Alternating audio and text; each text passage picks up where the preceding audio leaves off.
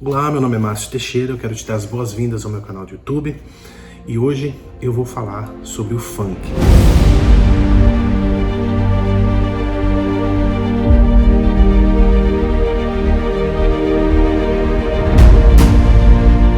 E antes de iniciar o tema de hoje, eu gostaria de convidar você a se inscrever aqui no canal e clicar no sininho de notificação para que você possa ser avisado toda vez que eu subo um novo vídeo aqui no canal. Bom, é notório que esse gênero musical tem sido de grande polêmica hoje no Brasil. Mas de onde vem o funk, né? Como ele surgiu e como é que ele se tornou essa febre que é no Brasil? E por que não dizer, né, um fenômeno musical nesses últimos tempos? Para que eu possa discorrer sobre esse tema, eu confesso que eu tive que fazer uma pesquisa gigantesca. São quase 1h da manhã aqui, a galera tá dormindo já, e eu tenho um compromisso com você. Eu quero te mostrar fatos, tá? Tudo que eu vou te falar aqui é absolutamente encontrável na internet, basta você pesquisar. Então eu não tô tirando coisas da minha cabeça, não é o meu achômetro. Por um outro lado, eu também vou utilizar a Bíblia para ilustrar princípios espirituais que eu tenho que apresentar para você e descortinar para você e confrontar você.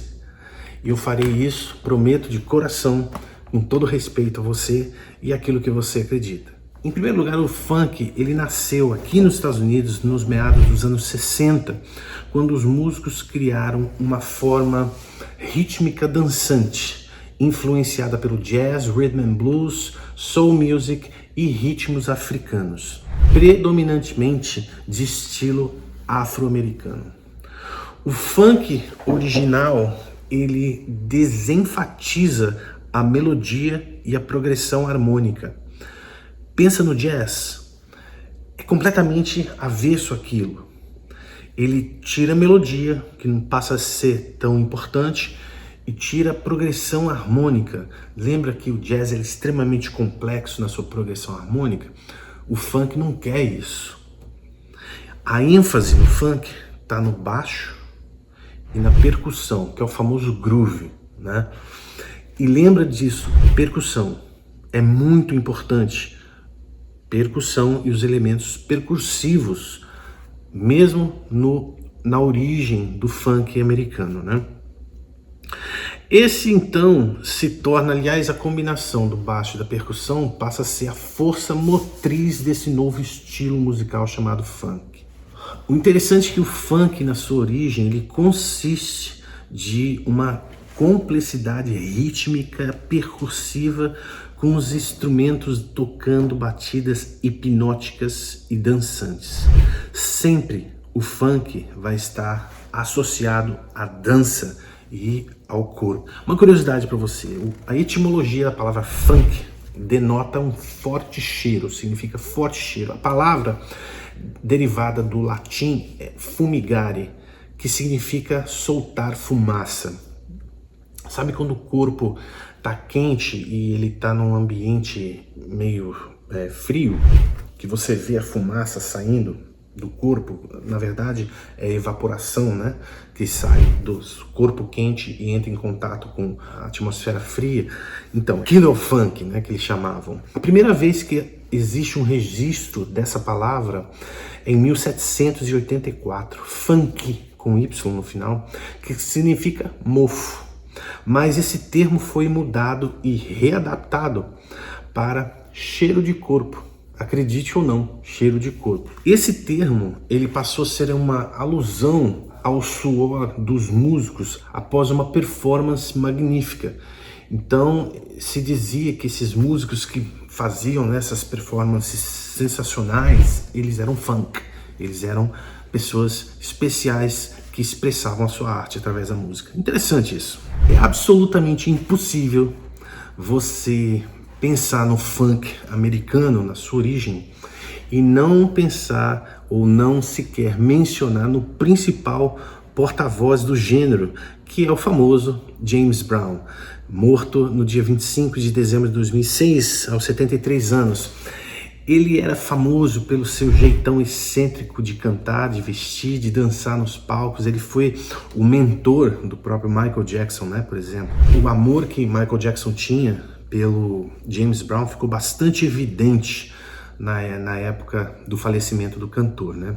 Logo depois, outros grandes nomes nos anos 70 vão surgindo como uma resposta à discoteca, né?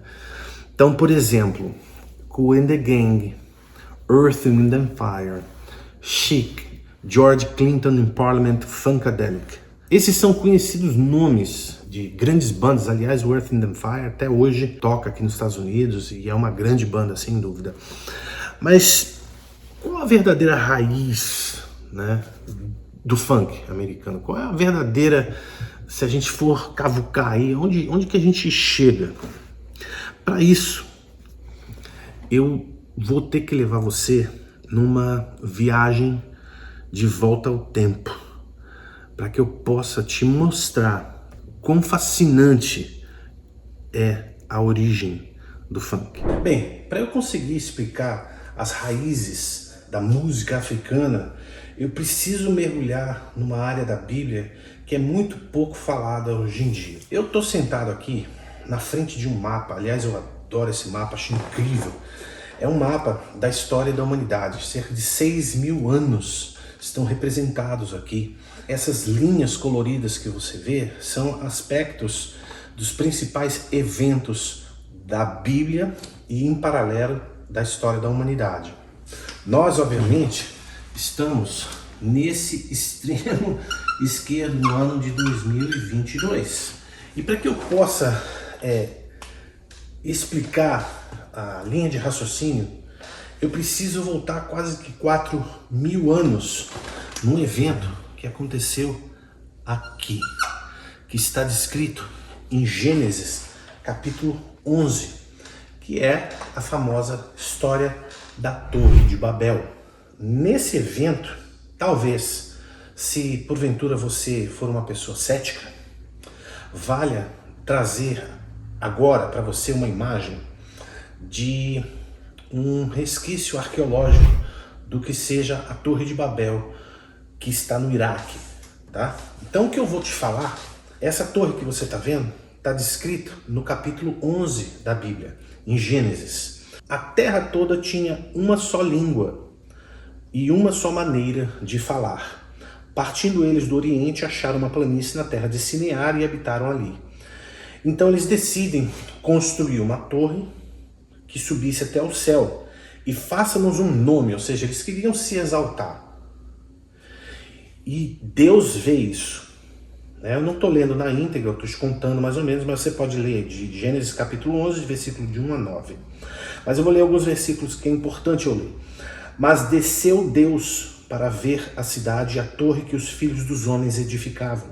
Disse o Senhor: o povo é um, e todos têm uma só língua. Isto é o que começam a fazer. Agora não haverá restrição para tudo que eles intentarem fazer. Olha o poder da unidade. Vinde, desçamos e confundamos ali a sua linguagem, para que não entendam um a linguagem do outro. Assim o Senhor espalhou dali sobre a face de toda a terra e cessaram de edificar a cidade. Por isso se chamou o seu nome Babel, porque ali confundiu o Senhor a linguagem de toda a terra, e dali, daquele ponto, Deus, o Senhor, espalhou sobre a face de toda a terra. Então, desse ponto aqui, Deus espalhou os povos sobre a face da terra. Você pode ver que existe uma linha, né, que mais ou menos todos esses reinos estão representados aqui. Quando Deus espalhou os povos sobre a terra, na bagagem desses povos, na bagagem dessas famílias, na bagagem dessas tribos, foi a música, né? A música que eles cantavam. Como é que eu sei disso? Se você abre em Gênesis, capítulo 4, versículo 21, nós temos a menção de um homem chamado Jubal. Jubal foi o pai de todos que tocam harpa e flauta. Para você ter uma ideia de onde nós estamos falando, tá vendo a Torre de Babel aqui, ó?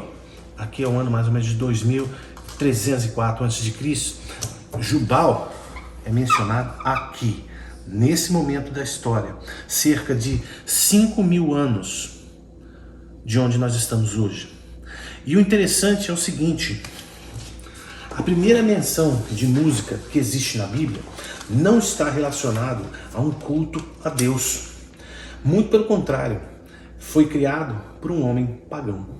Foi criado por um homem que era descendente de Caim, que depois a sua descendência se tornou pagã. Entretanto, depois de Jubal, que está no capítulo 4, a Bíblia fala algo, e ela revela algo muito, muito incrível, que é muito pouco disseminado ou explicado nas igrejas hoje em dia, que nós lemos em Gênesis capítulo 6, versículo 2.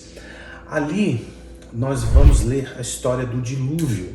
Essa é uma história que causa na comunidade cética, uma grande piada, porque as pessoas não acreditam que houve um dilúvio. Mas toda vez que você olhar para o céu e você vê um arco-íris, é um símbolo que Deus criou associado a esse evento. Deus fez questão de colocar esse arco no céu como lembrança de sua palavra. Então, nessa história do dilúvio, logo no início, a Bíblia nos revela algo que é muito impressionante, que é o seguinte: como os homens começaram a multiplicar-se sobre a terra e lhes nasceram filhas, viram os filhos de Deus que as filhas dos homens eram formosas e tomaram para si mulheres de todas as que escolheram. Bom, essa referência de filhos de Deus aqui não está falando da humanidade. Aqui está falando dos anjos caídos. E é aí que talvez os ortodoxos vão me criticar, mas um fato que é absolutamente inegável é que a Bíblia afirma que o diabo foi expulso do céu.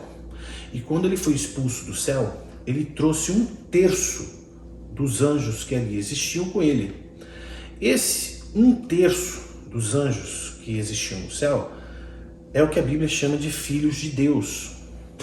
Mas espera aí, só existem 2 formas de saber se isso é verdade ou não. Se isso é verdade o quê?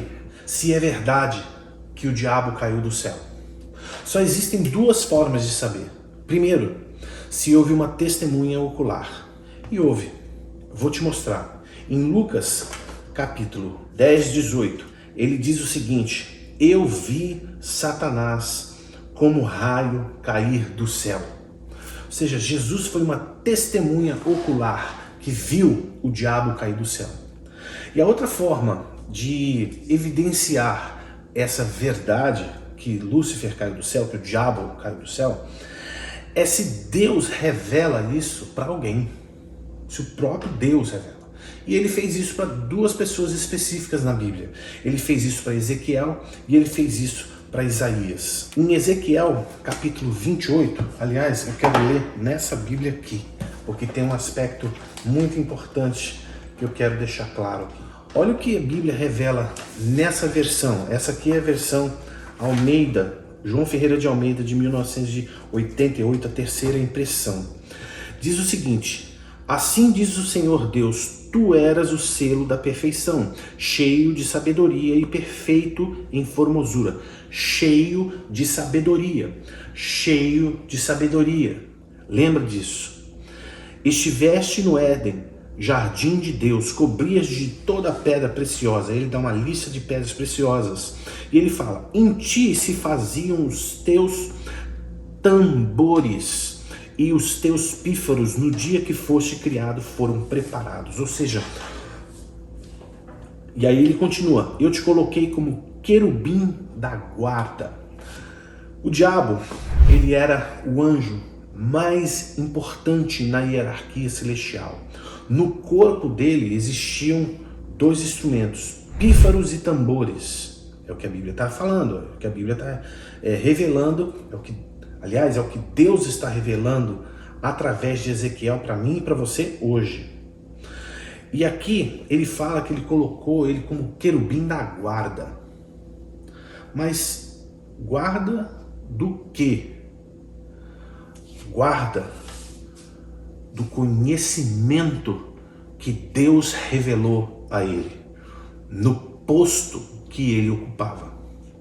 Só que ele se encheu de ego, ele se inflamou de egocentrismo. E olha o que nós lemos em Isaías, capítulo 14, e no versículo 12 a gente lê: como caíste do céu, ó estrela da manhã, filha da alva, como foste lançado por terra, tu que debilitava as nações, tu dizias no seu coração: eu subirei ao céu acima das estrelas de Deus, exaltarei o meu trono no monte da congregação e assentarei nas extremidades do norte. Subirei acima das mais altas nuvens. Está vendo como ele era cheio de soberba e ainda é cheio de soberba? Então quando ele caiu do céu, quando Deus o expulsou, caiu com ele duas coisas muito importantes. Primeiro, caiu com ele a música, porque ele era responsável pela música. Nele se fazia música através de tambores e através dos pífaros. Pífaros são como tubos de ar, como um órgão de tubo, como uma flauta. Eu tenho um vídeo aqui no meu canal do YouTube que fala detalhadamente sobre a queda de Lúcifer. Eu vou deixar aqui na descritivo desse vídeo para você ir assistir quando você desejar. Mas o mais importante, além da música que caiu com ele, foi o conhecimento da revelação que ele tinha de Deus. Ele guardava conhecimento. Ele guardava algo que ele era cheio. Lembra que eu falei? Ele era cheio de sabedoria.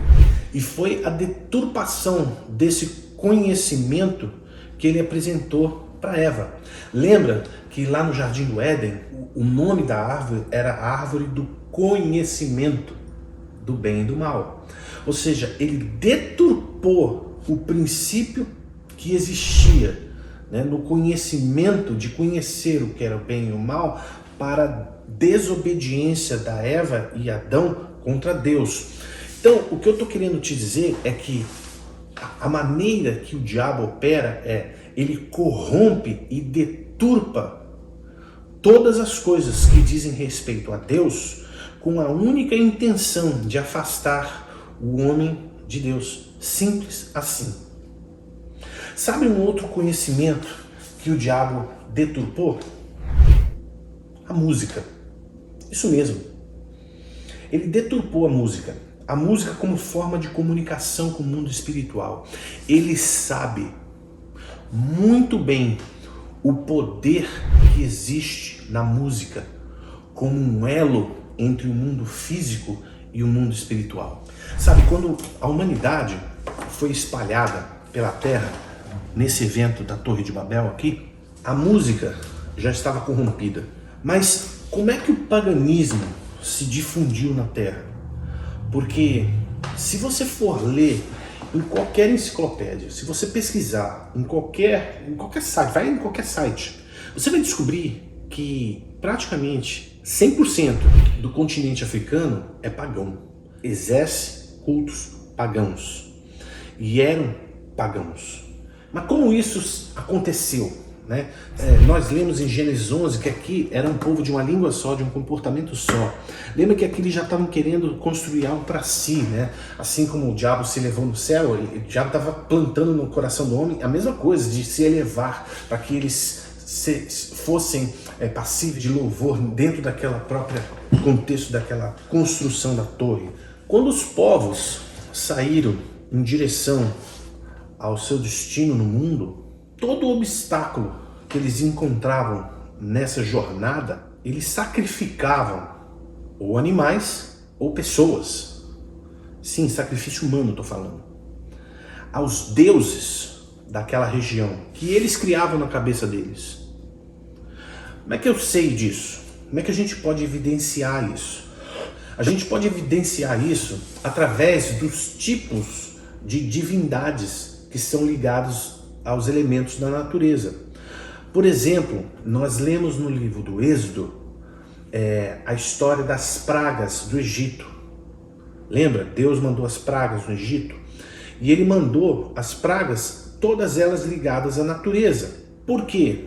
Porque cada praga era uma representação de uma entidade espiritual dentro do panteísmo de deuses egípcios. Olha o que eu vou ler para você em Êxodo capítulo 12, versículo 12. Essa é a opinião de Deus a respeito das entidades espirituais pagãs africanas, no caso, no Egito. Olha a opinião de Deus.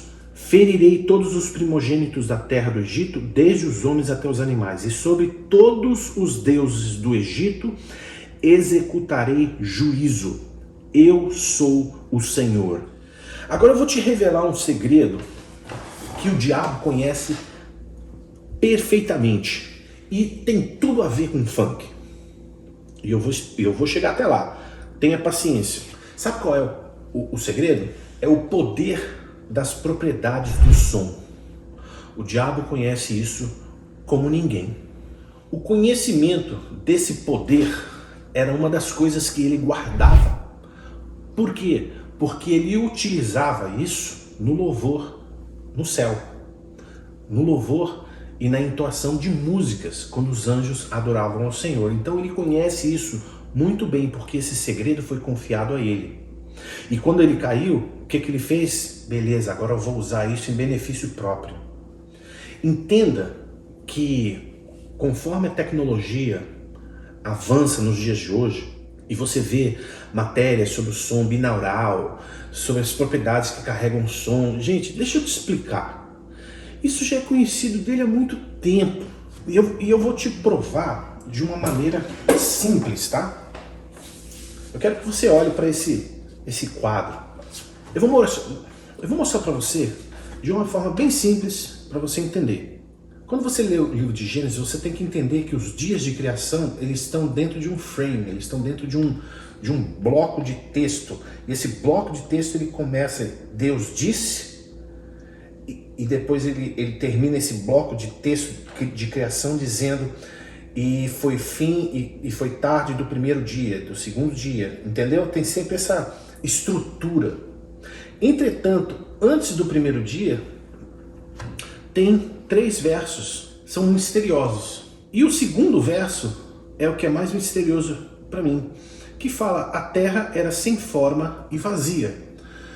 Mas a Bíblia não se contradiz, jamais ela vai se contradizer. Porque quando você vai em Isaías 45, 18, está escrito o seguinte, pois assim diz o Senhor, que criou os céus, Ele é Deus, foi Ele que formou a terra, e a fez, e Ele a estabeleceu. Ele não a criou para ser vazia, mas a formou para que fosse habitada. Ou seja, entre o primeiro versículo e o segundo versículo, algo aconteceu. O que algo aconteceu foi que Jesus falou naquele trecho de Lucas.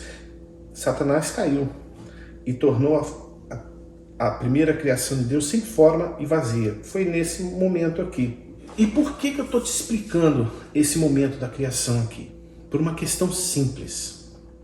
Quando Deus falou, o som da sua voz trouxe consigo não só as ondas sonoras, mas dentro dessas ondas sonoras trouxe uma complexidade de um poder tão supernatural e sobrenatural que esse som carregava uma propriedade que era capaz de criar matéria.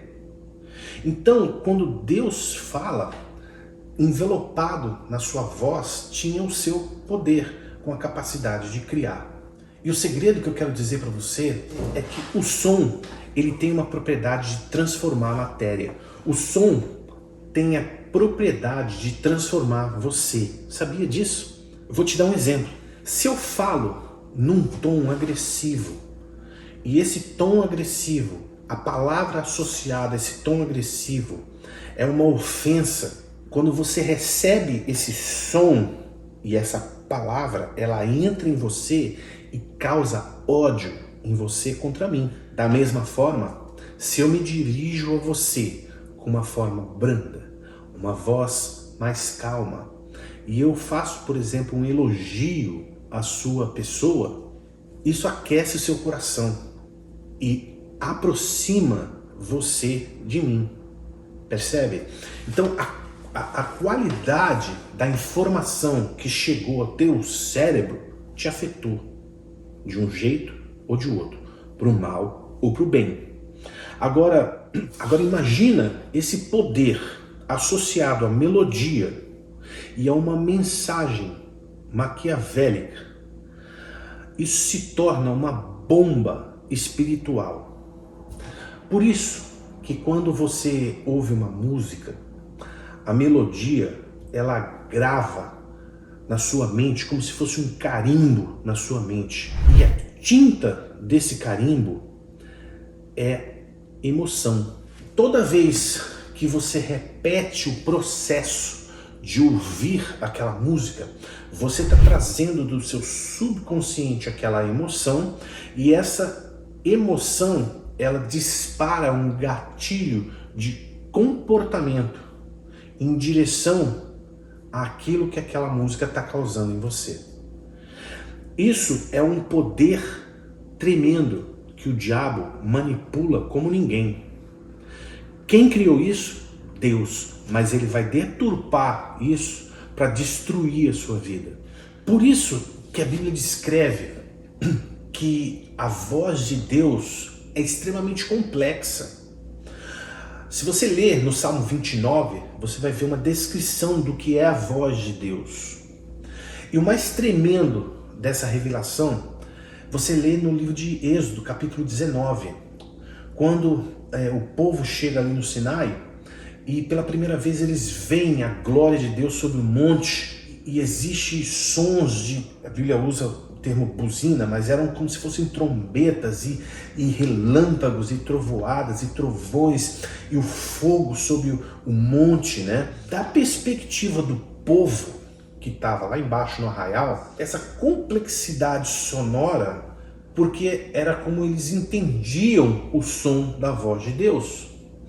Entretanto, a intimidade de Moisés com Deus era tamanha que ele subia ali no monte e ele não ouvia essas trovoadas, esses raios, esse trovão todo que o povo ouvia. Não, ele ouvia palavras audíveis, e a complexidade do que Deus falava era tamanha que, se você observar do capítulo 19, aliás, capítulo 20 em diante, até quase o capítulo 38, é Deus revelando uma das principais partes mais importantes da Bíblia, que aliás eu estou fazendo um estudo detalhado sobre isso agora, o livro do Êxodo, e ali Deus revela a complexidade do tabernáculo.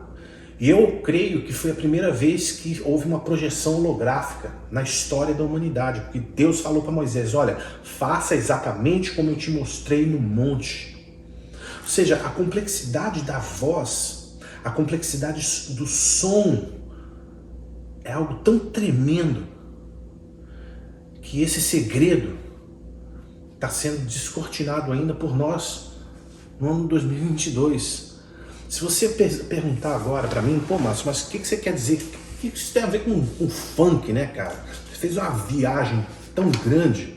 Eu precisava te mostrar essa trajetória da música religiosa, da música pagã, o paganismo na África, para que eu começasse a te explicar o porquê da seriedade de você olhar para a origem do funk e ali tem um termo escrito: a música africana. Eu não quero com isso denotar uma intolerância religiosa. Cara, é o seguinte, nada do que eu vou falar aqui vai mudar o que você talvez acredite, mas eu precisava te mostrar essa origem. Mas agora eu quero te apresentar alguns fatos. Lembra que eu falei no início desse vídeo que o funk teve início aqui nos Estados Unidos? E agora eu quero fazer uma reflexão que não tem absolutamente nenhum cunho de intolerância religiosa. Eu vou falar de um fato histórico. Existe um momento na história que, infelizmente, existe uma mancha muito profunda que o cristianismo deixou. Aconteceu nessa época aqui, que é o tráfico humano, na época do tráfico dos escravos negros. E agora eu quero fazer uma pergunta para você pensar, e obviamente eu vou estar trazendo a resposta. Por que será que houve uma diferença no tráfico humano que foi feito aqui para os Estados Unidos e para o Brasil? Os negros, quando chegaram aqui nos Estados Unidos, eles se tornaram cristãos protestantes. Mas no Brasil, eles perpetuaram a religião africana que eles trouxeram consigo. E a resposta só acontece quando você estuda história. O tráfico que foi feito aqui para os Estados Unidos foram os holandeses que foram nas colônias africanas no oeste e levaram-os para os Estados Unidos. E aqui eles se converteram ao cristianismo protestante. No caso do Brasil, é um pouco mais complexo. Por quê? Porque os portugueses, eles eram cristãos católicos. E novamente, aqui você não está vendo um evangélico falar mal dos católicos. Isso é um fato histórico. E eu estou me colocando aqui também como um cristão. E isso é uma vergonha. Sob o ponto de vista histórico, para a história da minha fé, esse aspecto que aconteceu aqui é vergonhoso, né? E Deus vai trazer juízo sobre isso um dia. Mas no caso do tráfico negreiro que foi trazido para o Brasil foi diferente. Por quê? Em 1490, quando você estuda a diáspora dos africanos, né, você acaba descobrindo uma figura interessante chamada Diogo Cão. Ele era um navegador português que fez 2 viagens à costa oeste africana, explorando o rio do Congo, hoje conhecido a costa da Angola e Namíbia. Quando ele chegou nesse local, ele descobriu o Manicong. O Manicong, ele era o nome dado ao rei do reino do Congo. Sabe como no Egito tem um faraó? Então, no reino do Congo se chamava Manicong. E nessa ocasião desse encontro desse navegador com o rei, na época ali, esse rei ele teve uma sacada. Ele pensou o seguinte: bom, eu posso ficar mais rico e ter mais poder se eu me converto à religião desse cara. E aí ele se converte ao cristianismo católico e todo o seu povo, que era pagão e cultuava aos deuses pagãos africanos, foram traídos por esse rei, porque esse rei começou a vender o seu povo para Diego Cão, que levou para as colônias portuguesas, e depois esses escravos africanos foram levados para o Brasil.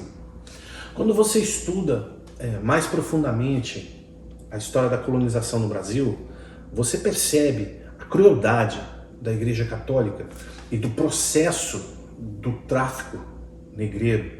Foi uma coisa horrível, desastrosa, terrível, né? Que trouxe marcas profundas na nossa nação e no povo de descendência africana. E eu falo isso com temor e respeito ao povo. Pensa no seguinte contexto: as famílias sendo dizimadas, as famílias sendo separadas, impedidas de cultuarem aos seus deuses do jeito deles. Não importa aqui a perspectiva, tá? Eu não estou defendendo um lado versus o outro, nem criticando um versus o outro. Estou falando da liberdade de culto que eles tinham na sua nação, que agora o cristão católico proíbe.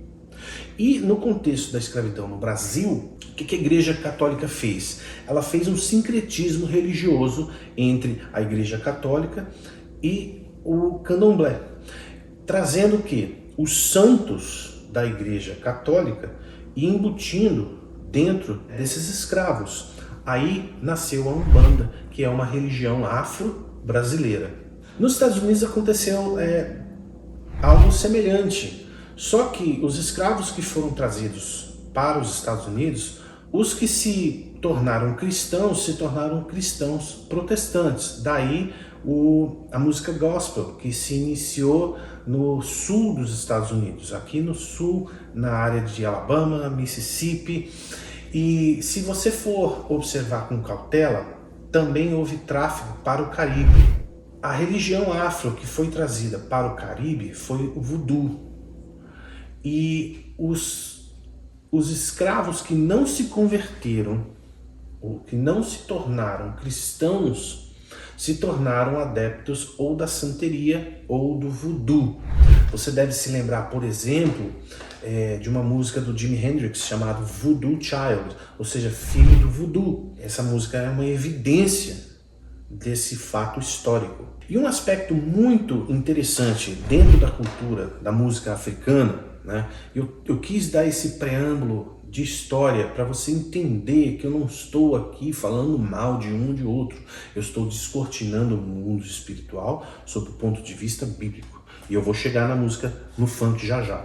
E dentro da cultura musical africana, e principalmente a que foi trazida para o Brasil, eu achei num livro que é uma enciclopédia de instrumentos de percussão, que foi escrita por John Beck, publicada em 2013. Na página 157 desse livro, o autor explica o seguinte, abre aspas, o uso ritual religioso, a função do atabaque é invocar orixás, espíritos e deidades, durante as cerimônias de candomblé, umbanda ou macumba. Cada tipo de padrão de execução do instrumento invoca um espírito específico. A função básica de música é produzir um estado de transe em seus participantes. Fecha aspas. Então, desde os tempos mais remotos na nossa colonização no Brasil, a Umbanda e o Candomblé sempre utilizou os seus instrumentos musicais para a invocação dessas entidades espirituais dentro da religião afro, vamos assim dizer. E foi assim que os cultos africanos de Candomblé se perpetuou na nova colônia. O Rio de Janeiro, por exemplo, é considerado um dos principais centros das religiões afro no Brasil. Muito bem, mas e o funk? O que o funk tem a ver com isso? Por que eu falei isso tudo, né? Parece que eu tô pegando no pé da turma. Tô não. Vou explicar o porquê. O funk, ele nasce no Brasil nos anos 70, nos conhecidos bailes funk, na zona sul do Rio de Janeiro. Os bailes, então, eles vão para a periferia. E na década de 80, a influência do Miami Bass inunda esses bailes. O famoso DJ Marlboro, e aqui respeitosamente eu cito, ele é conhecido como o criador desse estilo, porque ele introduz a bateria eletrônica no ritmo. Essa expressão musical ela cresce ainda mais nos anos 2000, com a explosão das músicas do famoso Furacão 2000, e esses bailes se alastram no Rio de Janeiro semanalmente, atraindo milhares e milhares de jovens. É importante citar que existem subgêneros desse estilo musical. Esses subgêneros, eles são, por exemplo, o funk carioca, que é o chamado o tradicional, ele é a raiz, a matriz. O funk paulista, que é ostentação, fala de música, cheio de luxúria, de grana, riqueza, carros, joias, mulheres. Funk consciente, você deve lembrar daquela música muito bacana, aliás, em 1995, eu acho muito bacana essa música. Que, aliás, honestamente falando e respeitosamente falando, é a única música desse gênero que eu aprecio, que é Eu Só Quero Ser Feliz, que foi um hit lançado em 1995. A letra é muito bacana, que fala sobre a questão da desigualdade social e a importância da pessoa se sentir segura onde ela nasceu, que é na favela. E é um grito, né, desse descontestamento da desigualdade social. Eu acho essa música sensacional. E eu acho um marco, pelo menos para mim. Só que, quando a gente chega nos dias de hoje, a gente percebe que esse gênero musical, ele se tornou sinônimo de um exagero da sexualidade, da imundícia e da imoralidade sexual, que infelizmente assola o nosso país, né? E quando eu estava estudando, o Senhor me trouxe um termo que há muito tempo eu não ouvia. Esse termo é arquétipo. No fundo, hoje, a grande mídia ela é dominada pelos arquétipos do inferno. O que são esses arquétipos do inferno? São os principais cantores, que são os ídolos das massas, que cantam esse estilo para impregnar a sua mente com todo tipo de imundícia que seja capaz de nascer num coração distante e longe de Deus. O arquétipo é um modelo original que serve para ser imitado. Esses cantores nada mais são do que marionetes do mundo das trevas. Desse modelo de músicas pagãs para incentivar, são marionetes que são manipuladas pelo sistema das trevas oculto com a sua música pagã para incutir na sua mente tudo o que é contrário aos princípios de Deus. Absolutamente tudo.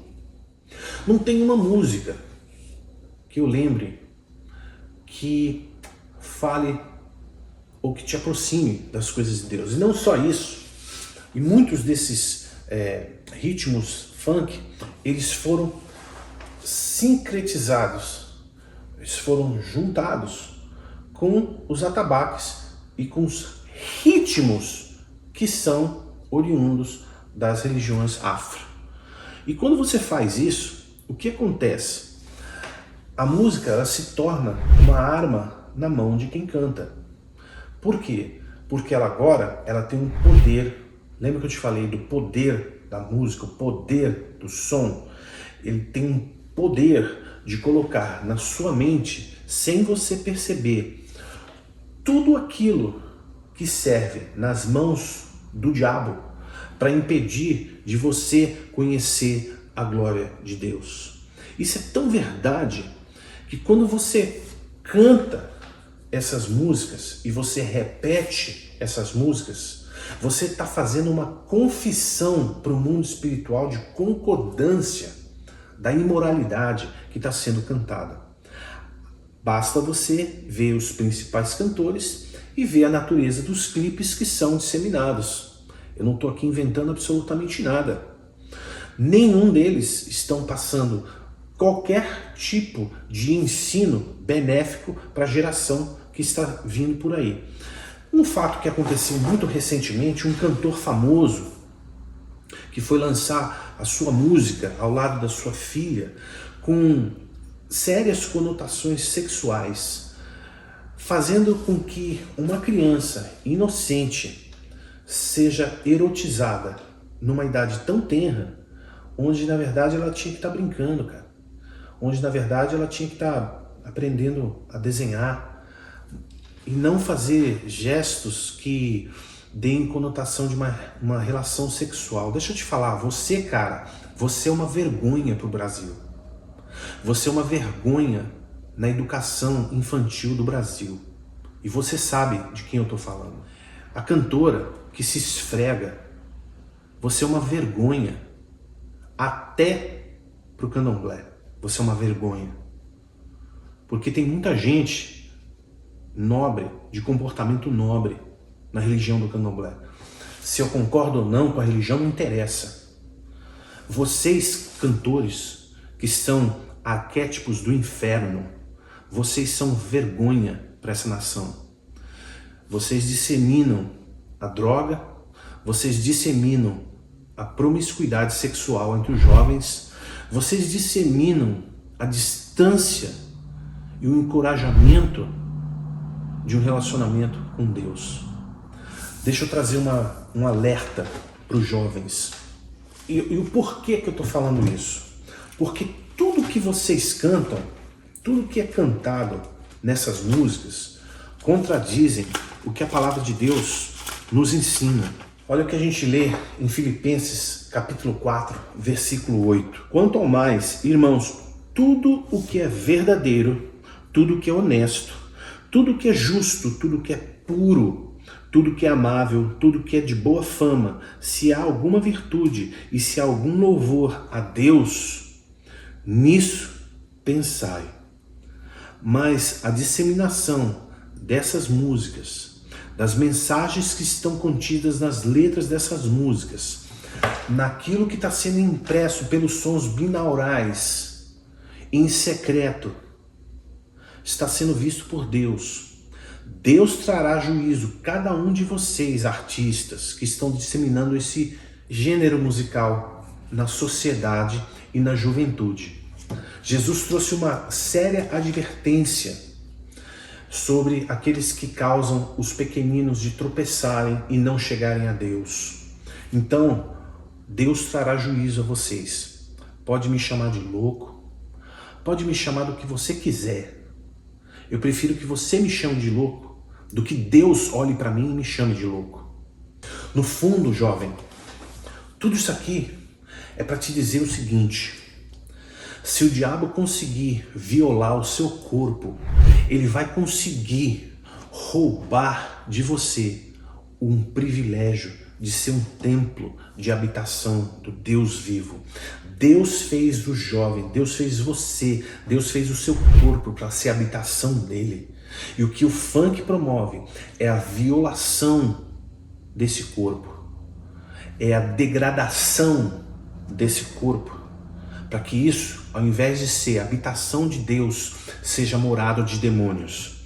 É por isso que na sua mente você não consegue ouvir mais nada, porque você já viciou o seu cérebro. E os sons que foram plantados na sua mente prendem você numa armadilha espiritual. É isso que acontece. Então, você é livre para fazer o que você quiser da sua vida, mas é meu dever, como servo do Deus Altíssimo, alertar você que uma coisa que o funk não te fala é o final que isso te leva. E isso eu vou ler de uma vez, que está em Apocalipse 20. Todo culto a deuses pagãos te levarão para esse local. Não existe nenhum embasamento em qualquer lugar fora da palavra de Deus disso que eu vou te falar. Isso não é o Márcio falando. Eu estou lendo na palavra de Deus. Chama o juízo final. Haverá um juízo sobre a sua vida. Haverá um momento onde você vai prestar contas do que você fez nessa vida. E aqui diz no livro de Apocalipse, no capítulo 20, versículo 11, que haverá um juízo do trono branco. E haverá um livro chamado Livro da Vida. Nesse livro da vida estão escritos nomes daqueles que receberam Jesus no seu coração, que se arrependeram dos pecados e chamaram Jesus para ser senhores da sua vida. Se nesse livro não tiver o seu nome, eu quero ler para você o que acontece. O que acontece é o seguinte: e todo aquele que não foi achado inscrito no livro da vida foi lançado no lago de fogo. E por que eu estou sendo talvez duro naquilo que eu estou falando? Porque é um choque de realidade, sabe? Às vezes a gente só entende com choque de realidade. Porque se você não tiver certeza do que acontece com a sua vida, se você morrer daqui a 2 minutos, você tem um grande problema. Sabe qual é o problema? O seu nome não está escrito no livro da vida. E só existe uma forma de você saber. Só existe uma maneira de você saber. É quando você se arrepende dos seus pecados. Quando você se arrepende da sua vida. Quando você se arrepende do tipo de vida que você leva. E você passa a entender que Jesus morreu na cruz para perdoar os seus pecados. Ele pagou um preço que você não pode pagar. Então, eu estou apresentando fatos para você. Esse vídeo aqui nada mais é do que um alerta. Não existe no meu coração desejo nenhum em dizer com isso que eu sou melhor do que você ou pior do que você. Não, talvez você tenha uma diferença de opiniões. Talvez você vai sentir ódio de mim, talvez você vai sentir raiva. E você tem esse direito também. Mas deixa eu te falar, o Senhor dos Exércitos é o nome do meu Deus. O Senhor dos Exércitos cobriu a minha vida com o sangue do Cordeiro. Ele morreu por mim. Eu conheço o Senhor. Eu conheço Jesus face a face. Eu conheço a palavra. O sangue do Cordeiro está sobre a minha vida. E esse vídeo, ele está ungido com o Espírito Santo para chegar até você, para chegar no íntimo do seu coração e mostrar para você a verdade do Evangelho. Eu não estou aqui para tentar te convencer de nada. Mas se você se sentir no seu coração que a vida e a jornada de vida que você está levando vai te levar para esse lugar que eu li, está na hora de você tomar uma decisão na sua vida. Mas se você acha que não tem problema nenhum, funk é legal pra caramba, faz mal nenhum, sua opinião, sua decisão e a sua escolha. Eu quero te agradecer por esse tempo que você esteve aqui assistindo esse vídeo e eu quero convidar você a deixar o seu like e escrever a sua mensagem. E se você não discorda, não tem problema, deixa a sua mensagem educada, que eu vou fazer questão de responder a você. Mas se você for grosseiro, eu vou fazer questão também de deletar você. Então, eu quero que a bênção do Senhor repouse sobre a sua vida e a sua família. Que Deus esteja se revelando para você. Que os sonhos do Senhor invadam a sua mente. Que durante a noite o Senhor visite o teu subconsciente e se revele na sua mente. Eu oro isso em nome de Jesus sobre a sua vida. Até o próximo vídeo.